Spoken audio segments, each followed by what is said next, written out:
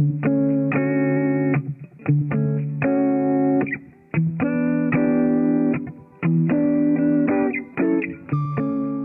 guys, welcome back aboard good old Spiffy, our 44-foot hurricane damaged DIY catamaran project boat.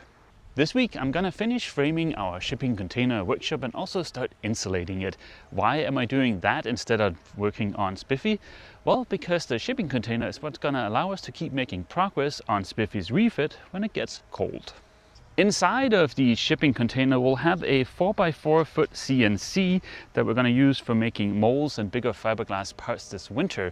But for us to have room to actually build the parts, we need that CNC to be hoistable to get it out of the way. To do that, we need some kind of winch.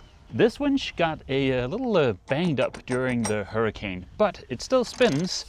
So I'm hopeful we can just swap out a few spare parts and we'll have a working winch again. For a comparison, this is what that winch is supposed to look like. By reusing this winch temporarily in the shipping container, we're kind of killing two flies with one bird, right? Because it'd be nice to be able to reuse this. I don't think there's anything wrong with it. It would be nice to get it off of the boat because we're going to do a lot of work here in the cockpit, straighten out these cockpit seats, paint everything, stuff like that. And also, of course, we need a winch in the shipping container. While I liberate that winch from the catamaran and also cut some 4.5-inch strips of plywood we'll need for some structural framing in the shipping container, let me fill you in on what's happened since the last video. Last week I got about halfway done with the framing, so that's where we started off this week. As you can see here in the workshop area, I switched to a double top plate. I did that because we need the framing to be strong enough to support the weight of the CNC when it's suspended under the ceiling.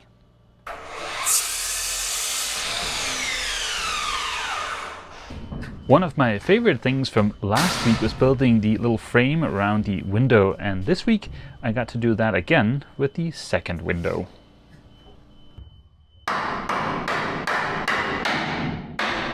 With only one sidewall left, it was time to do a quick bit of rearranging.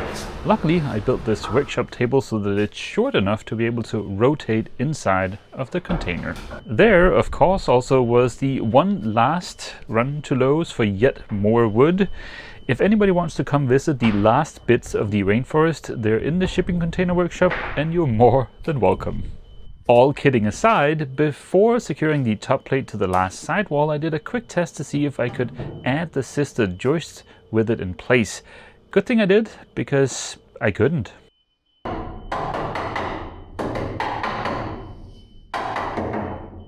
Temporarily detoured, I started working on what will be the supports for the two interior walls in the office area.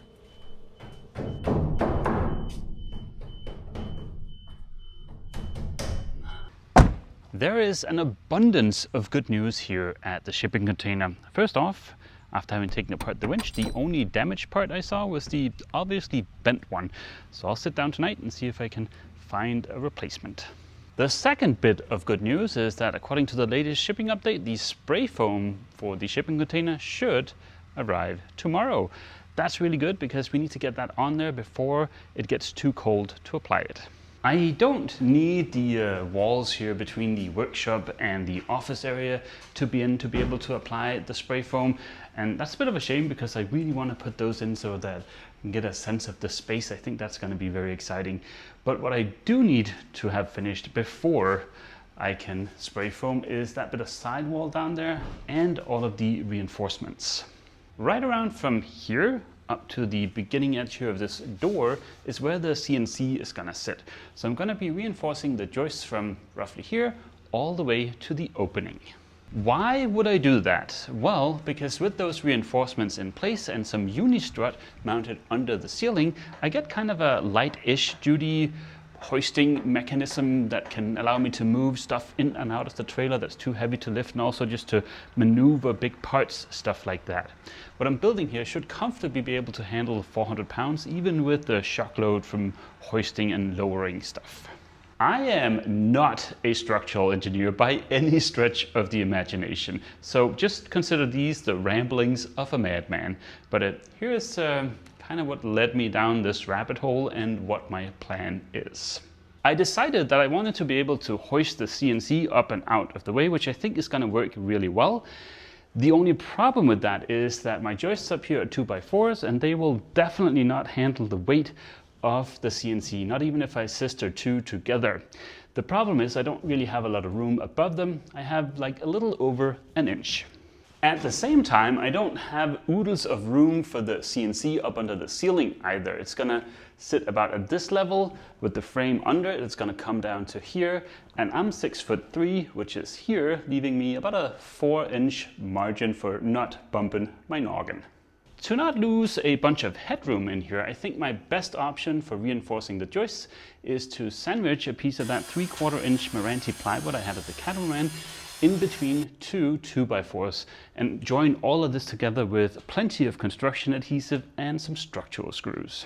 To get that load back down to the floor, as you can see over here, I've switched to a double top plate and also doubled up the studs.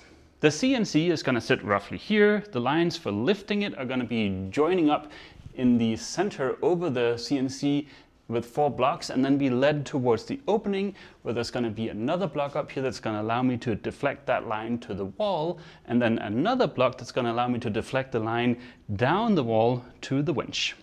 To help with that load, but also to help with distributing the weight of the CNC across multiple joists, I'm going to be adding blocking between them, and then the unistrut is going to attach to both the joists and the blocking.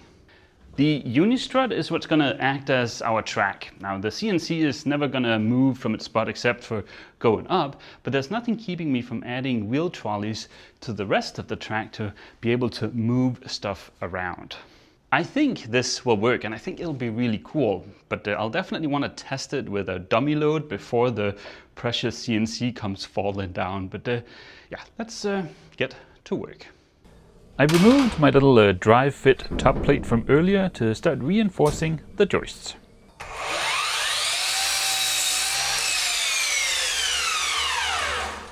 After a quick sanity check and one last minute bit of contemplation, I was ready to go. I applied construction adhesive to the plywood and then smushed it in place on the joist.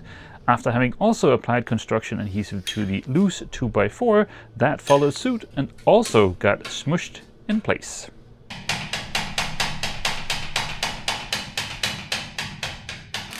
Making good contact and getting a good adhesive bond is going to be crucial, so I used some clamps to help force everything together. This process was then repeated for each and every single joist until I opened up the third tube of construction adhesive, and it looked completely different than the first 3. After a late afternoon run to the hardware store for more construction adhesive, it got kinda late before I finished the joists. 3 out of the 6 tubes of construction adhesive were wonky looking. This is some of the squeeze out I cleaned up before it dried, but this is what the good adhesive looked like, and here's some of that questionable stuff. See, this is almost like a gray color, whereas this is a tan, and also this stuff, it looks kind of grainy. I have no idea if this matters in terms of adhesive properties, but I didn't want to risk it, so I had to do a late afternoon run to the hardware store. But other than that little oopsie daisy, I'm thoroughly pleased with how this turned out. I've got good squeeze out, and of course these feel rock solid. The screws are spaced out 12 inches apart. I've got them on both sides of the joist, but they're staggered, so right here between these two there is one from the other side, so that there's only really 6 inches between screws, and they're about 3.5 inches long, so they penetrate except for the last like 1/4 inch. As you can see up here, there is some adhesive I'll have to just knock down with a grinder or something to not have the ceiling sit all wobbly, but that is an issue for future mats. The only thing in the whole wide world I need to worry about today is to finish this sidewall and get the blocking in between the joists so that we're ready for spray foam this Saturday. And that brings us to yet more good news, because this showed up yesterday. This is the spray foam. The weather forecast for this Saturday is 26 Celsius or 79 Fahrenheit. The application temperature for the spray foam is 65 to 85 Fahrenheit. So it's looking perfect. It is entirely possible, if not downright likely, that I don't have enough spray foam in those two kits. But each kit was about $700, so I figured we better just start with the two, which might potentially, with a bit of luck, with a lot of luck, be enough. But yeah, we can always order another kit. I just didn't want to do it prematurely. I'm having a lot of fun framing out the shipping container, and if Ava and I get the chance to do it, I think I'll thoroughly enjoy building us some kind of living accommodations at some point in the future.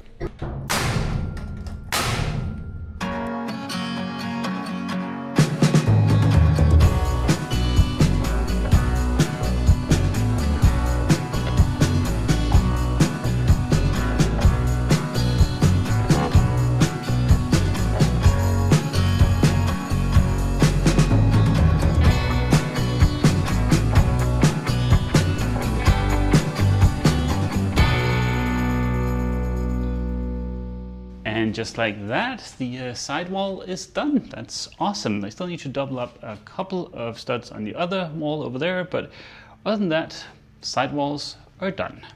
Now, did I, in my wildest fantasy, think that I would use over 1,000 nails to frame out the shipping container? No, but this sure as heck is looking very empty. There is all of 25 nails left here. Just for the blocking, I need a little over 100, and then of course there are the two interior walls. So I am off to the hardware store yet again. Having successfully retrieved yet more screws and nails, I set to work on the blocking. Each 2x4 gets secured to the joist with two joist hangers. I want to have a continuous path for the load, and I would also like to be able to through bolt the unistrut to the blocking rather than only to the joists, which are 2 foot on center. About halfway through, it started getting dark, and I figured this was a great opportunity to test the hopefully flicker-free LED lights for shooting video in the workshop. As you can see here, there is absolutely no flickering. This is going to be awesome. Good morning, guys. Obviously, with 99% of the blocking done in here, we've now kind of committed to the layout and also the position of the unistrut. The reason I've placed the blocking where I have is because that's the spacing I need for the unistrut to be able to hoist the CNC. Now, a couple of weeks back when I talked about hoisting the CNC, I got a couple of comments asking if it wasn't better to, for instance, hinge the CNC up against the wall so that it would kind of fold up against the wall. There are pros and cons to everything in life, and very rarely is there one golden solution that just fits everybody. So the reason I've chosen to stick with the hoist in my case, well, there's a couple of reasons. First off, I was searching the internet to see if I could find somebody else that had done something to get a CNC out of a way to free up floor space in a small workshop. And while searching the Carbide 3D forum, I came across, I think it was 2 separate threads where somebody talked about doing like a hinged or wall-mounted CNC, and apparently, at least back then from the comments or replies in that thread, it was the recommendation of the manufacturer to do a hoist rather than doing a hinged wall mount thing. And certainly it's always worth it to take the manufacturer's recommendations into consideration, but also that got me thinking, because the CNC is almost 2 feet tall. I think it's 21 inches, but then we also need the frame for the CNC to be supported and stuff. So we would end up losing about 2 feet worth of room, and that's space that's lost even with the CNC folded up, right? So yeah, that's a fairly big chunk of the room we have available in here. Add to that the fact that the CNC is only a 4x4 foot version, and I need to process 4x8 sheets, which means I'll have to do what's called tiling, where you finish one area of the sheet and then you move the sheet. So I need to have room down here past the CNC, right? So we have a wall here, then I'll need 4 feet, and then the CNC. So that's kind of going to place the CNC right in the middle. And if we have it protruding out 2 feet, that's a big bump in the middle of the workspace. Whereas with the hoisting CNC, once it's hoisted up, it's gonna sit at this level here roughly, meaning I have plenty of headroom to work under here. So by hoisting it, I'm gaining more space when the CNC is not in use. Circling back to the struts, I have them right here ready to install. I'm gonna be installing them in 2 different ways. The ones above the CNC are gonna be straight bolted to the joists and the blocking. But the ones towards the opening of the shipping container, those are going to be on hangers so that I can use wheel trolleys in here to move stuff around. Unfortunately, those hangers did not show up on time, and I kind of need to install the unistrut before I spray foam because there's so limited room up there. I'm going to fully encapsulate the nuts and the washers, but we can still go ahead and spray foam the aft end or the forward end, whichever way you want to point the container, the office area. That will give me a good indication of whether or not I need to order a second kit of spray foam. I want to make sure the foam gets a good bond to the metal, especially on the inside of the bottom plate.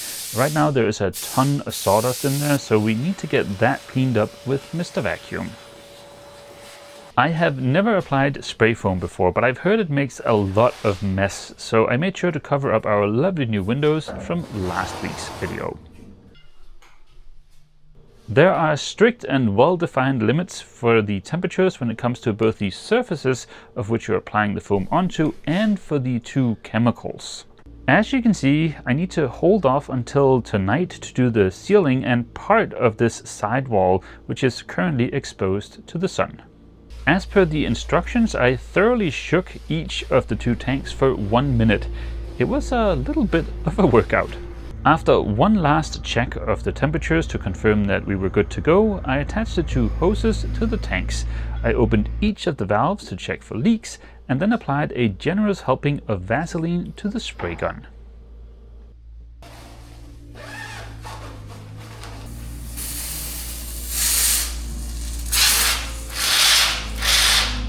After having primed the gun, I was off to the races. The first section I did was kind of my learning section, and that turned out a little bit rough looking, so let's not dwell too much on that one.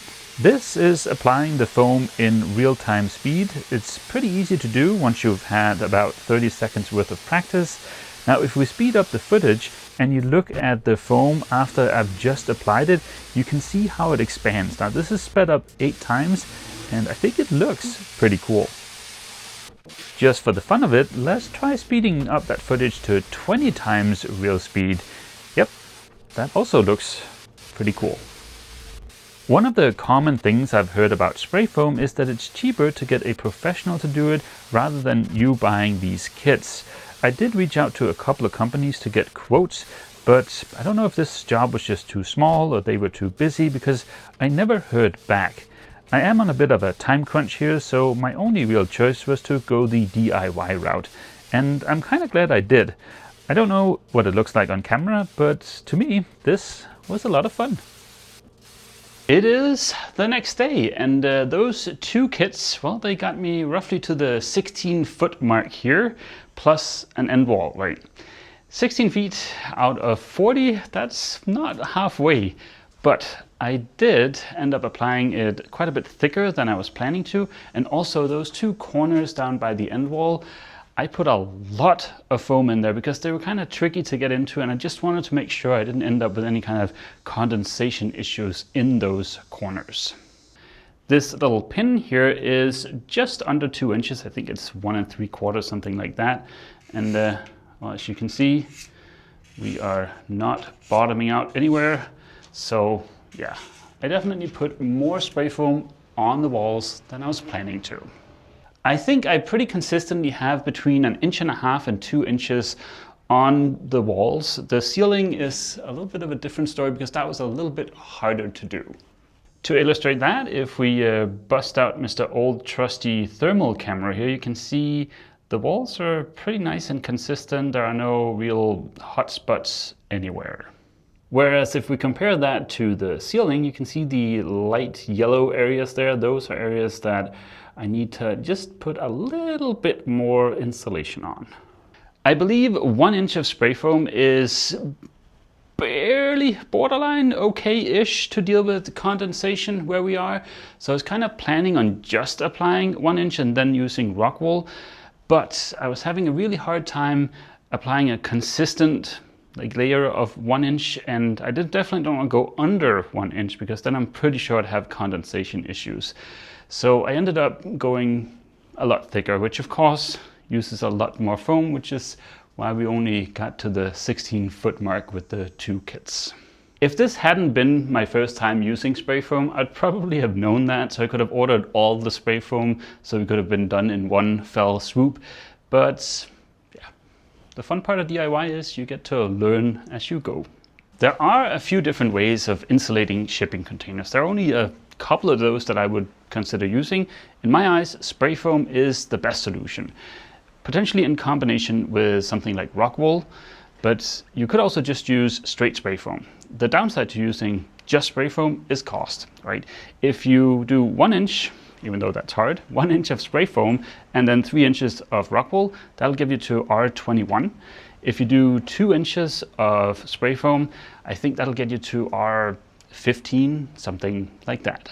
I believe here in North Carolina, the norm for walls in a residential home is R15, and something like a ceiling or attic is 38, if I'm not mistaken. But for a small space like this, if we can do R21 in the office area, I think that'll be really good. And then maybe we just stick with the spray foam in the workshop area. But either way, I think such a small area should be pretty easy to heat and cool. I've ordered 3 more kits of the spray foam. That should be plenty to finish the rest of the container. Before we can spray the workshop area, I do need to get the struts up in place, and there's also some additional reinforcement of the joist, some angle iron that needs to get bolted on there to be able to secure the blocks. We need to divert the line for hoisting the CNC. And also, and I think we'll do that in the beginning of next week's video, we need to install our little shore power plug here. But before I can do that, I need to really figure out the interior layout, which is what I'm going to be doing tonight. While we're on the topic of angry pixies, thank you so much to Paul, who sent us the outlets, some of them we need for the shipping container, and also some Waco nuts. And also thank you to Paul, who sent more Waco nuts from the Amazon wish list. I should probably take these off now, because how many Waco nuts does one guy really need? But thank you so much to Paul, and also thank you to the anonymous somebody who sent the bracket we need for installing our mini split on the side of the shipping container. There was no gift note included, but whomever you are, thank you so much. We started this week's video by liberating the winch from the catamaran to reuse here in the catamaran for the CNC hoist. Last night I sat down and I spent a bit of time on the internets. I found the Harken part number for this stripper arm. Unfortunately, they stopped selling this particular winch in 2016. I was unable to find this particular part on the internet for sale anywhere. I'm gonna try calling Harken tomorrow to see if maybe we get lucky and we can get one of these from somewhere, because other than this bent arm, there's nothing wrong with that winch. Next week, we still have a few more reinforcements to make for the CNC hoist. There's some angle iron I need to get bolted on the joist, stuff like that. The 3 kits of spray foam I've ordered, they should show up late next week, hopefully. If they do that, then we can finish spray foaming all of the shipping container. We can also hopefully get started on the mineral wool in the office area. And yeah, we're coming along nicely. I think we have maybe another 3 weeks and then we'll be completely done with the shipping container. And on that bit of hopeful and wishful thinking, we'll end this week's video here. I hope to see all of you guys back inside of the box next week for yet more glorious DIY. As always, feel free to leave a comment down below, and don't forget, if you've enjoyed this video, please remember to leave a like. See you!